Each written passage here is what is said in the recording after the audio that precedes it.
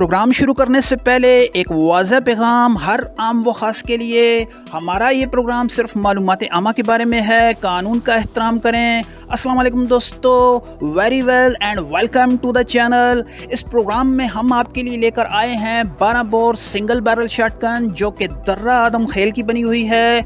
एक अच्छे मटेरियल के साथ इस बंदूक को बनाया गया है और एक अच्छे कारीगर ने इस बंदूक को बनाया है। ये बंदूक निहायत ही शानदार है। शिकार खेलने के एतबार से इस बंदूक के बारे में कमेंट बॉक्स में अपनी राय का इज़हार ज़रूर करें, वीडियो को लाइक करें और चैनल को सब्सक्राइब करें। तो आइए दोस्तों, इस व्लॉग में इस बंदूक को देख लेते हैं।